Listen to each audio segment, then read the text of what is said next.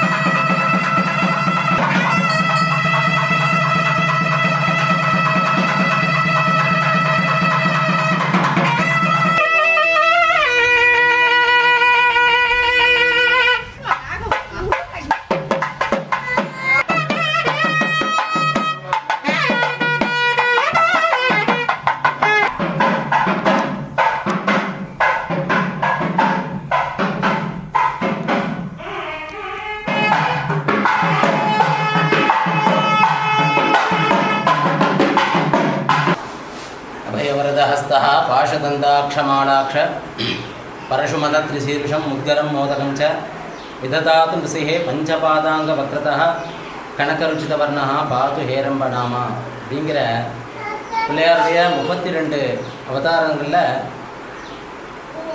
விநாயகப் பெருமான் வந்து 14வது ஒவ்வொரு அவதாரமும் எடுத்திருக்கார். இதில் பாலகணபதி, தருண கணபதி, உச்சிஷ்ட கணபதி, ஹேரம்ப கணபதி, பிங்கள கணபதி, லக்ஷ்மி கணபதி அப்படின்னு சொல்லக்கூடிய 32 விநாயகராக எடுத்திருக்கார். அதில் இவர் 11ஆவதாக இருக்கக்கூடிய மூர்த்தி ஹேரம்ப கணபதி அப்படின்னு. ஹேரம்பம் அப்படின்னா என்ன அர்த்தம்னா பலவீனமானவாளை பலம் கொடுத்து காப்பாற்றக்கூடிய மூர்த்திக்கு பேர் ஹேரம்பம் அப்படிங்கிறது. இந்த விசேஷமான மூர்த்தி என்ன விசேஷம் அப்படின்னா சுவாமி 5 முகம். மேலே இருக்கக்கூடிய முகம் வந்து பிரம்மாவுடைய அம்சமாக மேலே விமானம் இருக்கும். வலது பக்கம் இருக்கக்கூடிய முகம் வந்து சிவனுடைய அம்சமாக இருக்க தட்சிணாமூர்த்தி இருக்கார். இடது பக்கம் இருக்கக்கூடிய முகம் வந்து விஷ்ணு ஸ்வரூபமாக இருக்காங்க, விஷ்ணு துர்கா இருக்கார். பின்பக்கம் இருக்கக்கூடிய முகம் வந்து துர்கா, லக்ஷ்மி, சரஸ்வதி, 3 பேருடைய அம்சமாக இருக்கிறதுனால கஜலட்சுமி இருக்கார். எல்லா இடத்துலையுமே கஜலட்சுமி அப்படிங்கிறவ கோவிலுடைய நிலையில் இருப்பார், உள்ள சுவாமி இருப்பார். இந்த கோவிலில் வந்து சுவாமி உள்ளே இருப்பார், பின்பக்கத்தில் கஜலட்சுமி இருந்து மேற்கு பார்த்த மாதிரி மகாலட்சுமி இருக்கக்கூடிய திருக்கோவில் விசேஷமான மூர்த்தி. ரெண்டாவது நடுவில் இருக்கக்கூடிய முகம் வந்து குழந்தை பாக்கியத்துக்கு உண்டான மூர்த்தி, அனுகிரகமூர்த்தி. மேலே இருக்கக்கூடிய உச்சிஷ்ட கணபதி, தம்பதி ஒத்துமை கல்யாணத்துக்காக உண்டான மூர்த்தி. வலது பக்கம் இருக்கக்கூடிய மூர்த்தி வந்து ஞான அபிவிருத்தி எல்லாம் கிடைக்கக்கூடிய மூர்த்தி. இடது பக்கம் இருக்கக்கூடிய வந்து செல்வாக்கு எல்லாம் கொடுக்கக்கூடிய மூர்த்தி, அதனால் மகா துர்க்க அப்படி இருப்பார். பின்னாடி இருக்கக்கூடிய நாடத்தையும் கடந்தால் ஒரு மனுஷனுடைய வாழ்க்கையில் வந்து கடந்தால் அடுத்தது மோட்ச சாம்ராஜ்யம் அப்படிங்கிறதுனால பின்னாடி இருக்கக்கூடிய 5வது மூர்த்தி அப்படின்னு. எல்லா மூலஸ்தானத்துலேயும் என்ன விசேஷம் அப்படின்னா பிள்ளையார் வந்து மூலஸ்தானத்தில் பிள்ளையார் தனியாக உட்காந்துருப்பார், இல்லை பத்மபீடத்தில் உட்காந்துருப்பார். சுவாமி விசேஷமாக அமர்ந்த திருக்கோலமாக இல்லை நின்ற திருக்கோலத்துலேயும் நிர்தானந்த கணபதி அப்படிங்கிற மாதிரிலாம் இருக்கார்.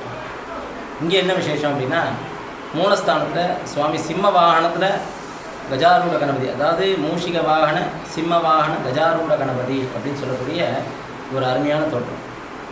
எல்லா இடத்துலையுமே பார்க்கக்கூடிய அரிதான க்ஷேத்திரமூர்த்தி அப்படிங்கிறது இந்த விசேஷமான கோயில். 4வது, உலகத்திலேயே வாய்க்கால் கரையோரமாக அரசு வேம்பு மரத்துக்கு கீழே வன்னி மரத்துக்கு கீழே 5 முகத்தில் பிள்ளையார் காட்சி கொடுக்குறது அப்படிங்கிறது இங்கே விசேஷம். இந்த கோவிலுடைய வரலாறு என்ன விசேஷம் அப்படின்னு கேட்டேன்னா, ஒரு 30-35 வருஷத்துக்கு முன்னாடி இந்த கோவிலில் வந்து கோவிலே இங்கே கிடையாது, இது நார்மலான இடமா இருந்தது. அப்போ இங்கே திருச்சியில் இருக்கக்கூடிய மலைக்கோட்டை பகுதிக்கிட்ட இருக்கக்கூடிய ER ஸ்கூல் அப்படின்னு சொல்லக்கூடிய அந்த ஸ்கூலுடைய ஹெட் மாஸ்டராக பணிபுரிஞ்சிருந்தார். அவர் பேர் முத்துகிருஷ்ணன். அவர் வந்து பிள்ளையார் வந்து ரொம்ப மனசார பிரார்த்தனை பண்ணிட்டு சில காரியங்கள்லாம் ஈடுபட்டுருந்தார். கணபதி ஹோமங்கள் இந்த மாதிரி பூஜை அபிஷேகங்கள்லாம் பண்ணிட்டு இருக்கார். அப்படி பண்ணிட்டு இருக்கும் பொழுது இந்த சமயபுரத்துக்கிட்ட இருக்கக்கூடிய பஞ்சமுக விநாயகர் சமயபுரம் பின்னாடி மாரியம்மனுக்கு பின்னாடியே இருக்கும். இந்த சன்னதியில் ஒரு கைங்கரியத்துக்காக அவர் போய் பண்ணி இது பண்ணும்போது ஒரு கால சூழ்நிலையின் காரணமாக சுவாமி வந்து அவருக்கு ஒரு 2-3 நாளாக வந்து ஒரு அசரீர் வாக்கு பிரகாரம் நான் இங்கே தான் வரப்போகிறேன், இந்த இடத்துல தான் வரப்போகிறேன் அப்படிங்கிறது அவருக்கு அசரீர் வாக்காக ஞாபகப்படுத்திக்கிட்டே இருந்துருக்கு. அதே சமயத்தில் அந்த கோவிலில் வந்து அவர் அந்த கோவிலில் செய்யக்கூடிய கைங்கரியத்துக்கும் சில பல தடைகள்லாம் வந்து அதெல்லாம் மனசஞ்சலப்பட்டு அவர் இங்கே வந்து இங்கே உட்காரும் பொழுது அப்போ நம்ம கோயிலுடைய ட்ரஸ்டி சார்பாக வாக்குறது இந்த இடத்துல வந்து எனக்கு இந்த இடம் தான் உத்தரவு காமிச்சிருக்கேன், இங்கே ஒரு கோயில் கட்டலாமா, ஆலயம் எழுப்பலாமான்னு கேட்டேன்னு தாராளமாக பண்ணலாம் அப்படின்னு வெறும் 12 நாளில் ஸ்ரீரங்கத்துலேருந்து செய்யக்கூடிய இந்த பஞ்சமுக விநாயகர் வந்து ஸ்ரீரங்கத்துலேருந்து 12 நாளில் ஒரே கருங்கல்ல ஆன விக்கிரகம். ரொம்ப அருமையான மூர்த்திகள். இந்த சுவாமி இங்கே பிரதிஷ்டை பண்ணி கோயிலுடைய நிர்மாணங்கள்லாம் பண்ணிட்டு ஒரு 3 வருஷம் 2-3 வருஷம் கைங்கரியங்கள்லாம் கோயில் ஆலய கைங்கரியெல்லாம் பார்த்துட்டார். அந்த ஆலய கைங்கரியெல்லாம் பார்த்து இப்போ அவர் எங்கே இருக்கார் அப்படின்னு கேட்டேன்னா, சுவாமிகிட்ட வந்து இங்கே கைங்கரியத்தை பண்ணிவிட்டு அதுக்கப்புறம் அவர் மானசீக பிரகாரமாக அவர் நொந்து கிளம்பினார். அப்புறம் இப்போ வரைக்கும் அவரை யாரும் எங்கேயும் கேட்கல தேடலை. ஏன் அப்படின்னு கேட்டேன்னா, அவர் கோயில் நிர்மாணியமாக அவர் ஏதோ பிரார்த்தனையாக சுவாமிகிட்ட சரணாகதமாக இருக்கார் அப்படிங்கிறது எங்களுடைய நம்பிக்கை. இந்த விசேஷம் என்ன அப்படின்னா, பிள்ளையாருடைய சிறப்பம்சம் என்ன அப்படின்னு கேட்டேன்னா, ஆலய சிறப்பு அப்படின்னா சுவாமி 5 முகத்தில் இருக்கக்கூடிய விசேஷமான மூர்த்தியில் உடம்புலேயே நவகிரகங்கள் இருக்கிறதுனால இங்கே நவகிரக சன்னதி தனியாக கிடையாது. அபய வரத ஹஸ்தா பாஷதந்தாட்ச மாலாட்ச பரஷு மதத் சீர்ஷம் முத்கரம் மோதகஞ்ச விததாது ரிசிஹே பஞ்சபாதாங்க வக்ரதா கணக்க ருச்சித வர்ணா பாது ஹேரம்பநாமா அப்படிங்கிற மந்திரத்துக்கு தியான ஸ்லோகத்துக்கு நிகரானவர்.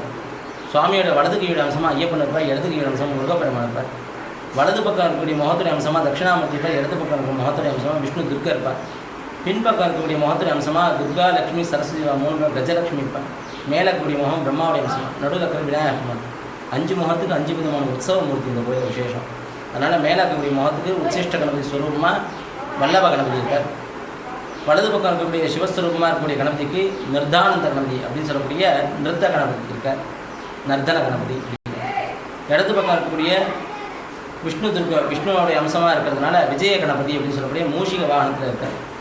அடுத்து பின்பக்கத்தில் இருக்கக்கூடிய துர்கா லட்சுமி சரஸ்வதி ஸ்வரூபமாக இருக்கக்கூடிய கஜலட்சுமி ஸ்வரூபத்தில் சுவாமி அங்குஷமூர்த்தி இருக்கார். நடுவில் இருக்கக்கூடிய மூர்த்தி வீர விநாயகராக இங்கே காட்சி கொடுத்துருக்கார். 5 முகத்துக்கும் 5 விதமான உற்சவம் இருக்கிறது அப்படிங்கிறது இந்த க்ஷேத்திரத்தில் விசேஷம். அதே மாதிரி ஒவ்வொரு ஆவணி மாதத்தில் வரக்கூடிய விநாயகர் சதுர்த்திக்கும் இந்த கோவிலில் 16 நாள் உற்சவம் உண்டு. ஏன் 16 நாள் உற்சவம் உண்டுன்னா, சுமகஸ்சைகபந்தஸ்ச கபிலோ கஜகன்னிகா லம்போதரஸ்ச விகடோ விக்னராஜோ விநாயகா தூமகேதோ கணாத்தியக்ஷோ பாலச்சந்திரோ கஜானனா வக்கரதுண்ட சூர்பகர்ணா ஹேரம்ப ஸ்கந்தபூர்வஜா அப்படின்னு சொல்லக்கூடிய 16 விதமான உற்சவத்தை 16 விதமான ரூபத்தை 16 நாளாக உற்சவமாக எடுத்துட்டு விநாயகர் சதுர்த்திக்கு அடுத்த நாள் வரக்கூடிய ரிஷி பஞ்சமி அன்னைக்கு இங்கே பிள்ளையாருக்கு திருக்கல்யாண உற்சவம் நடக்கும். அதே மாதிரி சித்ரா பௌர்ணமி சமயத்தில் இங்கே அகத்தியருக்கு மானசீகமாக காட்சி கொடுத்ததுனால இந்த இடத்துல சித்ரா பௌர்ணமி சமயத்தில் சுவாமி தீர்த்தவாரி காட்சியாக இங்கே அபிஷேகம் நடத்துகிறது.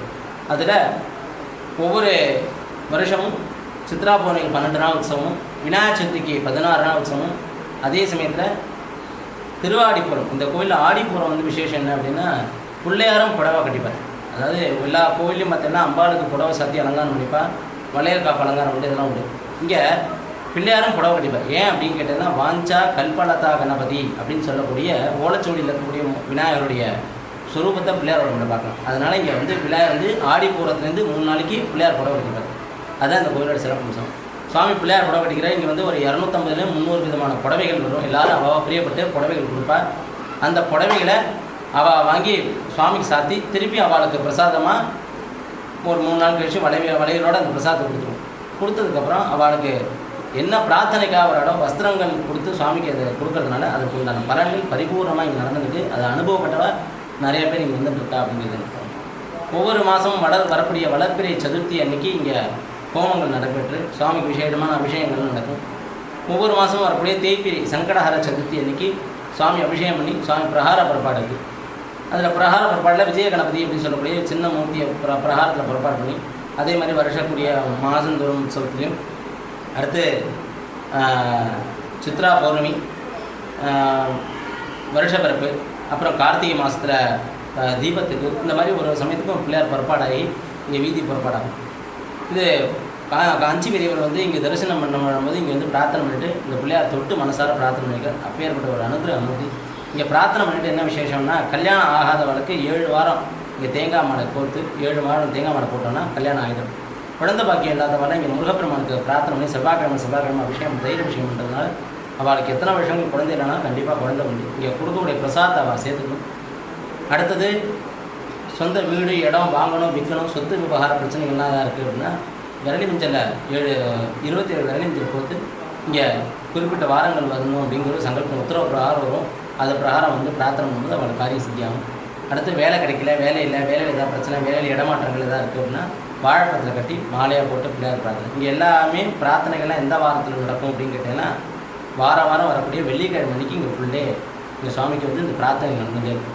நிறைய பேர் இந்த பிரார்த்தனைக்காக வந்துட்டு எல்லாருமே காரிய சித்திக்காக வந்தவா அப்படிங்கிறது இந்த கோயிலோட விஷயம்.